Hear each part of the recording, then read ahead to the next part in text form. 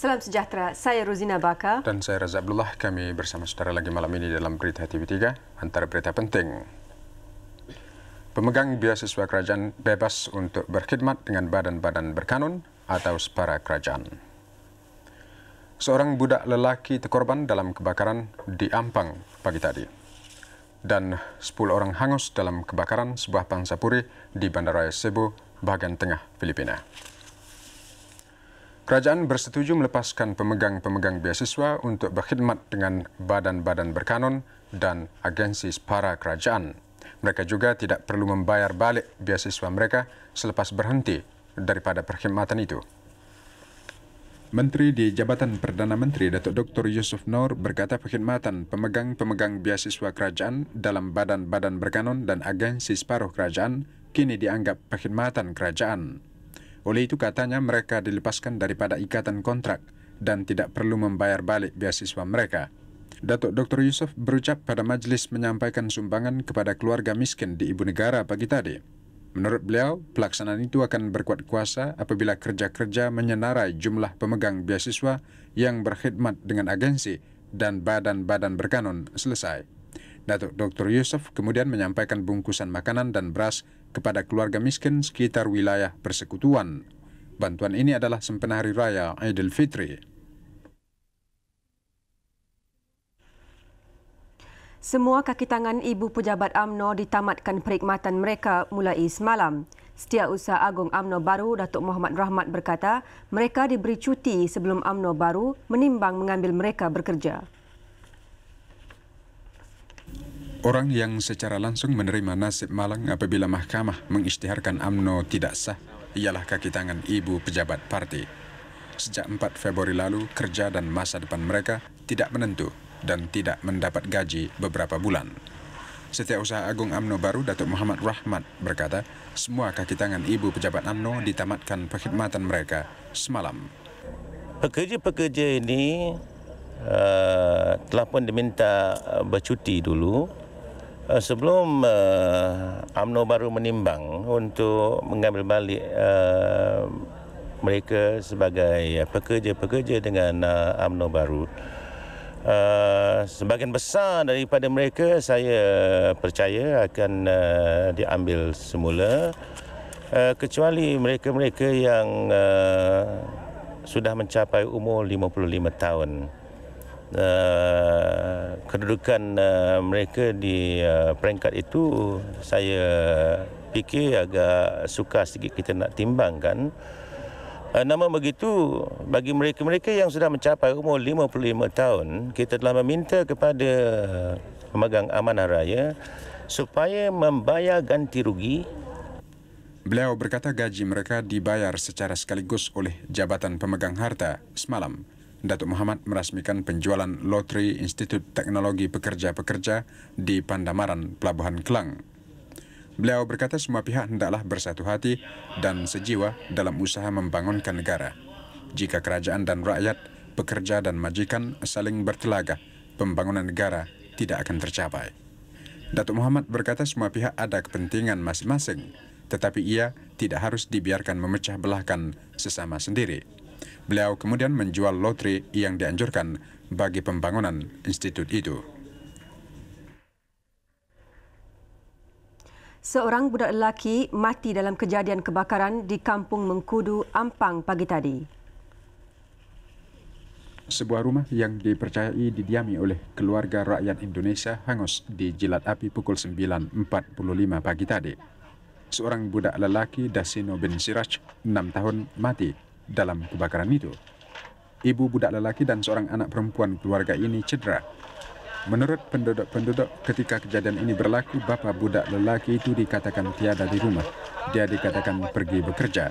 Menurut mereka, kebakaran ini disedari apabila api sudah marak, menyebabkan mereka tidak dapat berbuat apa-apa untuk menyelamatkan budak lelaki itu yang dikatakan terperangkap di tengah-tengah rumah. Keluarga ini juga gagal menyelamatkan harta benda yang turut hangus di jilat api. Mayat budak malang ini dihantar ke Hospital Besar Kuala Lumpur.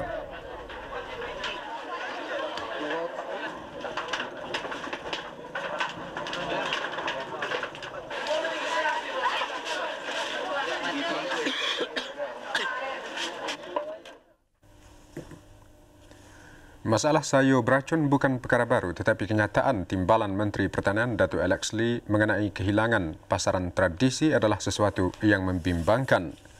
Jika petani Cameron Highlands tidak mengubah corak pertanian dan pemasaran, monopoli pasaran Singapura akan jatuh ke tangan Indonesia dan Australia. Kami menyambung laporan khas semalam dengan penerangan lanjut Kementerian Pertanian. Sejak setahun lalu, petani Cameron Highlands mengalami pelbagai malapetaka. Bermula dengan kelebihan racun serangga, kini muncul pula masalah baru. Mereka nampaknya akan kehilangan pasaran tradisi Singapura kerana teknik pemasaran yang tidak betul. Perkara ini semakin ketara. Singapura yang satu ketika dahulu membeli 100% sayur-sayuran Cameron Highlands, kini hanya membeli 80% sahaja. Ini termasuk sayur-sayuran seperti bayam, sawi, daun bawang, kobis serta buah tomato. Kami ada menunjukkan pendanaan bahawa pengimportan yang Singapura import daripada negara-negara lain adalah dalam satu bungkusan yang cantik, yang baik atau presentable, dan terus boleh pergi ke para runcit dan tak perlulah pergi melalui beberapa orang-orang tengah. Dan itu dia boleh memotongkan kos-kos yang sekarang ada, yang diadakan sekarang. Tapi mereka masih ada sangat konservatif dan kita rasa ada resistance lah berkenaan mengubahkan sistem pemasaran.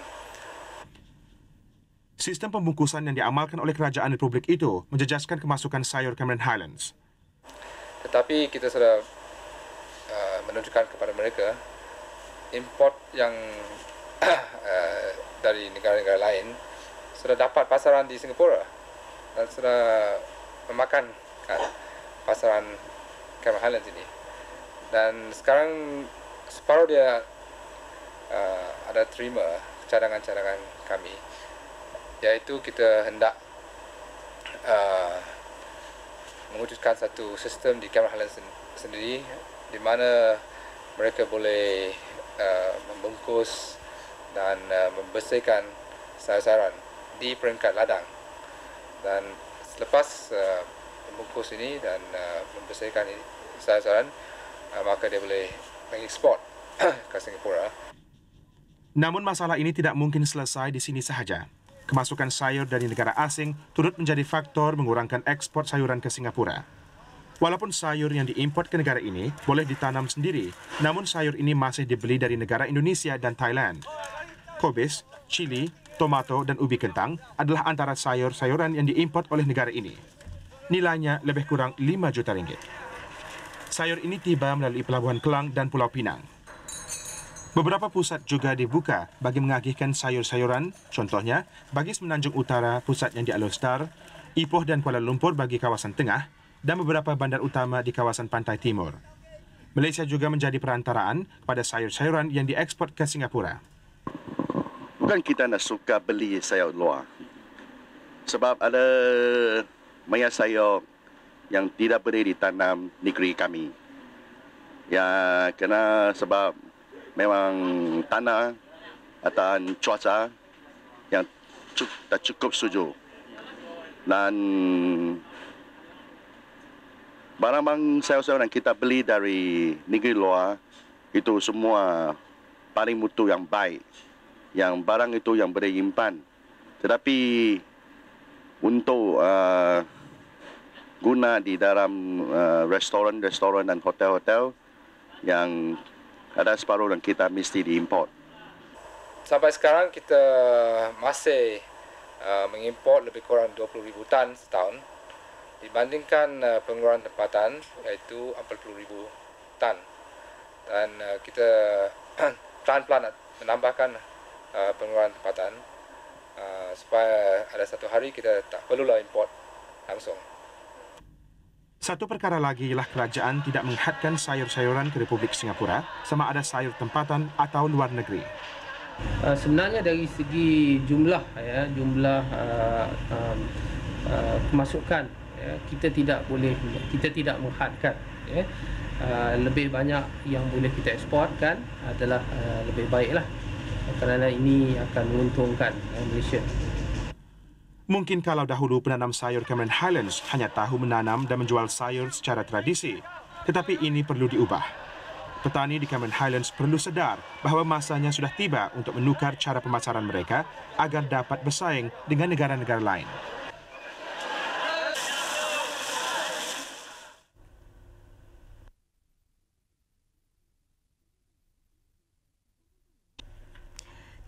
ribu orang menyertai lari berganti-ganti Save the Children Relay 1988 yang diadakan serentak di 40 negara di seluruh dunia pagi tadi.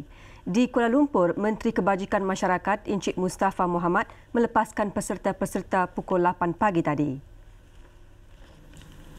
Acara lari berganti-ganti bagi tabung Yayasan Kebajikan Negara dilancarkan di Ibu Negara pagi tadi. 100 peserta termasuk kanak-kanak menyertai acara ini yang diadakan serentak di seluruh dunia. Peserta-peserta yang menyertai larian ini dikehendaki berlari berganti-ganti sejauh 2 km dengan membawa bendera Save the Children. Jawatan kuasa penganjur berharap dapat memungut RM50,000 bagi tabung Yayasan Kebajikan Negara melalui acara ini.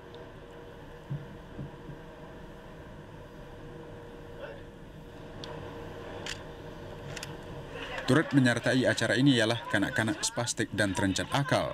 Walaupun terpaksa menggunakan kereta roda, tetapi mereka turut menyumbang untuk tabung ini.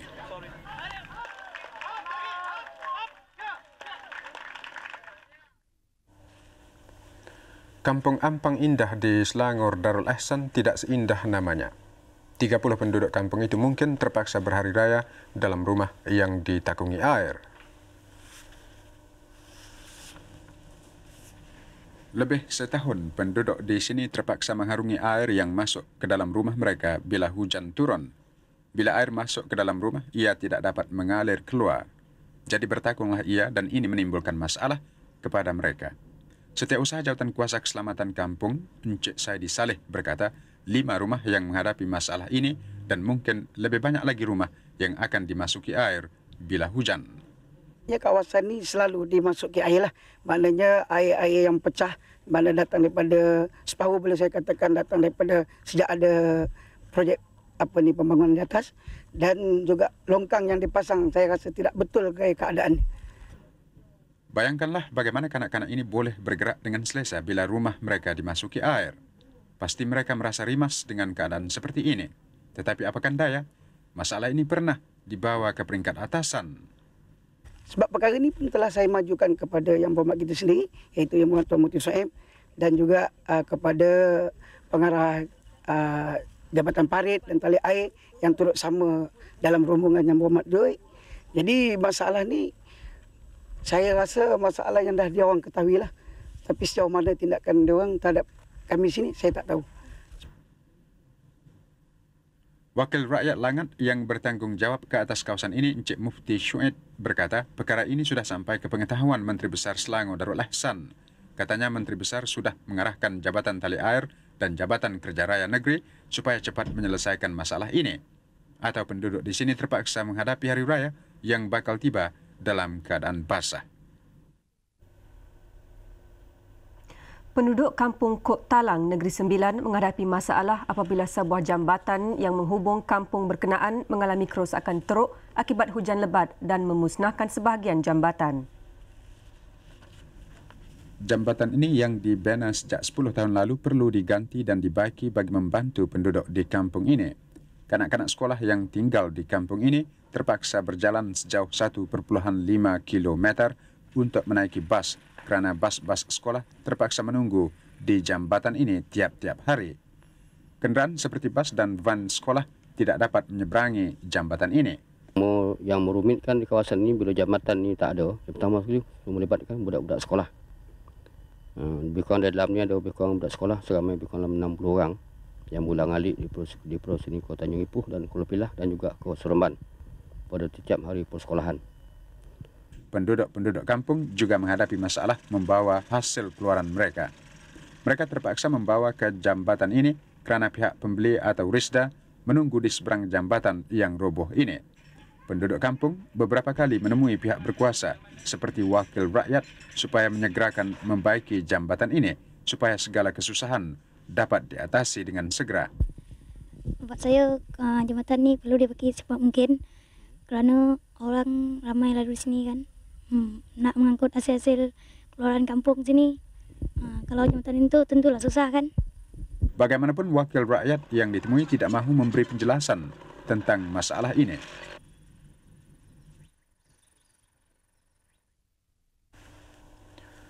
Sembilan keluarga nelayan kampung Tanjung Gelang, Batu Rakit, 32 km dari bandar Kuala Terengganu mungkin menyambut Hari Raya Puasa dalam suasana pilu apabila rumah mereka dilanda ribut. Kejadian itu berlaku pukul 4.30 pagi ketika sebahagian besar penduduk kampung bangun untuk bersahur. Rumah milik 9 keluarga nelayan di kampung Tanjung Gelam, Terengganu ini rosak teruk dilanda ribut awal pagi semalam. Menurut penduduk yang terbabit, kejadian ribut itu berlaku begitu pantas menyebabkan mereka tidak dapat menyelamatkan diri dan harta benda masing-masing. Bagaimanapun tiada kecederaan atau kemalangan jiwa dilaporkan. Lepas tu sedar-sedar guli tu dengar tempat tidur bunyi macam kapal terbang. Kapal terbang sri. Lepas tu pok dia pun terubik. Dia kata benda bunyi kata tak tahu. Saya tengok. Tengok tu angin pun piak. Lepas tu bawah umuh ni tikar getah ni tu. Naik tikar getah tu. Dak selok habis umuh selok. Pada dah pukul 4.40, pukul 4.40 Masa tu angin yang kencang sekali. Masa dalam pukul 4.40. Lalu saya keluar pada rumah. Isteri saya duduk lama, 4 orang. Tetapi saya ingat daripada taki tu, saya tembak IP tu tendang, keluar. Di masa saya duduk mari tu, angin pun reda. Angin reda, saya bersipang dalam kelepuk lah pasal tu, pasal kelepuk, sipang-sipang perungguh pada motor tu. Tapi masa tu, saya pun diundur pada pasal, masuk dalam rumah pula. Pasal dalam rumah tu, tidak ada apa, standar rugi yang sama, atas je keluar pada punah yang rosaknya. Tak ada lagi angin yang kuat macam ni. Tak aja lagi. Memang bulan rumah saya tu 2 kali kena dah. Sekali bahan dia tanya bulan 12 berlaku. Turut rosak ialah talian elektrik ke kampung ini. Sementara itu Jabatan Kebajikan Masyarakat dilaporkan mula menilai kerosakan yang dialami oleh penduduk-penduduk terbabit. Kebanyakan penduduk menganggarkan kerugian antara RM3,000 hingga RM7,000.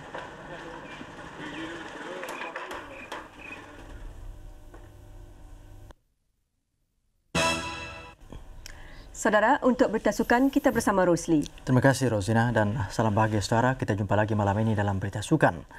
Malam ini saya mulakan dengan kejohanan Piala Malaysia.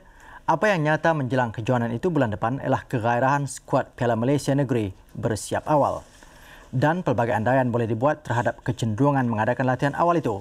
Sama ada masing-masing bercita-cita menjaguhi kejohanan itu atau persaingan antara pasukan terlalu sengit. Walau apapun saudara, kita teruskan tinjauan terhadap persiapan skuad Piala Malaysia Negeri.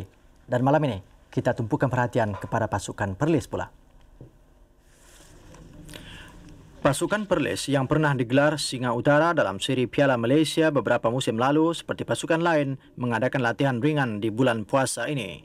Latihan bersama jurulatih Mohyuddin Rosli ini berkisar kepada memperkuatkan stamina dan meningkatkan persefahaman dalam satu pasukan.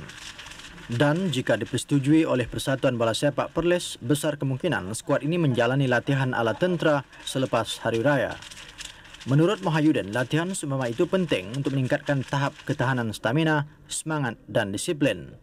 Sekurang-kurangnya skuad Perlis musim ini tidak lagi dipersalahkan kerana bermain kasar dan menyakitkan pihak lawan seperti di musim lalu. Selepas itu pelatih seramai 34 orang ini akan mengadakan latihan bercorak gimnastik untuk mengimbangi ketahanan tubuh di Institut Teknologi Mara Cawangan Arau. Begitulah beberapa peringkat latihan yang disediakan untuk pelatih Perlis yang hanya mampu menjejak kaki di peringkat separuh akhir musim lalu. Dan berpandukan latihan itu nanti, Pegawai Bola Sepak Negeri akan memilih 25 pemain untuk menyertai skuad penuh Piala Malaysia musim ini. Seperti pasukan lain, skuad Perlis adalah gabungan pemain lama dan baru yang dipanggil daripada klub yang berpotensi seperti Pemuda Suntua, Intekma dan Jabatan Kerja Raya. dan mengekalkan pemain senior seperti Ibrahim Saad, V. Marimutu dan Manjaman sudah pasti memperkukuhkan lagi barisan Perlis. Seperti kata pengurus pasukannya Idrus Kasim, matlamat separuh akhir musim lalu mungkin diperbaiki musim ini. Pada tahun sudah kita telah pun mencapai ke tahap separuh akhir. Walaupun begitu, sekurang-kurangnya kita akan mempertahankan kedudukan seperti mana tahun sudah, dan kita akan cuba supaya yang boleh bagi meningkatkan keupayaan kita. Begitulah Perlis saudara yang sukar bagi kita meramalkan keupayaan mereka seperti yang dibuktikannya beberapa musim lalu. Bagaimanapun, melihat daripada pengalaman lalu, skuad Singa Utara ini mampu mengaum lagi untuk mendebarkan lawannya. Dari dalam negeri, kita keluar negeri pula saudara. Kejohanan tenis terbuka Jerman Barat. Pemain dari Perancis Henry Leconte mengecewakan peminat-peminat tenis Jerman Barat apabila beliau mengalahkan pemain tuan rumah Boris Becker dalam perlawanan separuh akhir. Leconte akan menemui pemain dari Sweden Kent Carlsen dalam perlawanan akhir.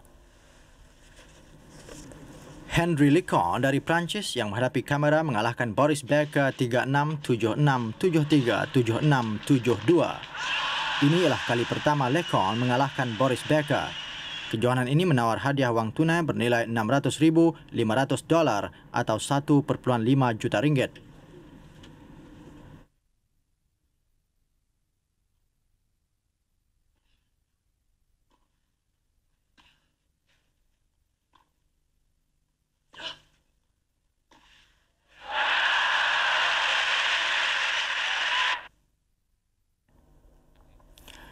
Kejohanan tenis ATT, Ivan Lendl dari Czechoslovakia menemui Stefan Edberg dari Sweden dalam perlawanan akhir. Kita saksikan perlawanan separuh akhir yang diadakan sebelum itu. Ivan Lendl yang menghadapi kamera mengalahkan Andres Gomez dari Ecuador 6-2, 6-2 dalam perlawanan separuh akhir.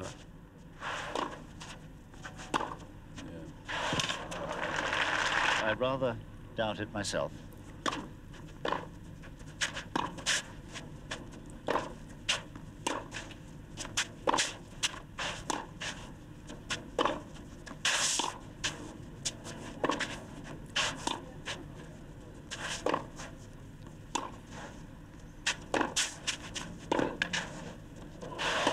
Oh, well played.